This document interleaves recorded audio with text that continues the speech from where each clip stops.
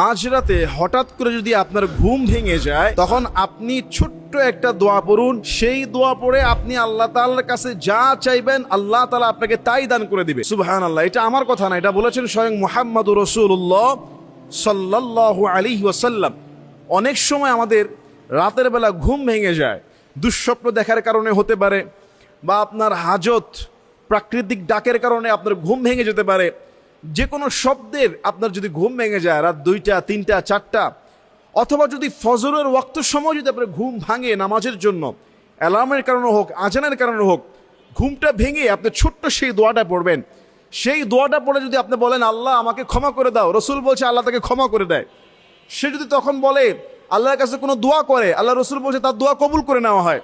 সে যদি অজু করে 2 রাকাত নামাজ পড়ে, আল্লাহ তাআলা তার নামাজকে কবুল করে ফেলে। সুবহানাল্লাহ। কিন্তু দোয়াটা কিন্তু পড়তে 10 মিনিটও লাগবে না, 5 মিনিটও লাগবে না। এত ছোট দোয়া, এত সহজ দোয়া যে মাঝ রাতে ঘুম ভেঙে এই দোয়া পড়ে ডাক দিলে আল্লাহ এত খুশি হয়ে যান যে তার দোয়াটা আল্লাহ কবুল করে ফেলে। সুবহানাল্লাহি ওয়া বিহামদিহি সুবহানাল্লাহিল আযীম।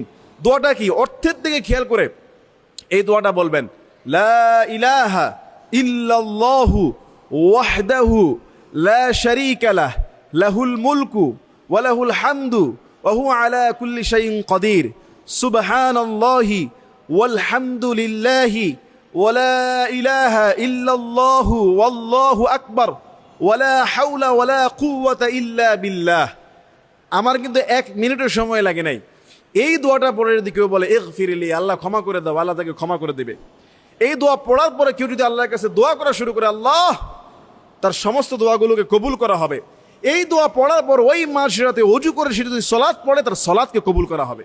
সুবহানাল্লাহ। ছোট এই আমলটা, সহজ আমলটা যদি কখনো সুযোগ হয় রাতের বেলা ঘুম ভেঙে গেলে, ইনশাআল্লাহ সবাই করার চেষ্টা করবো। আল্লাহ আমাদেরকে তৌফিক দান করুক। আল্লাহুম্মা আমিন।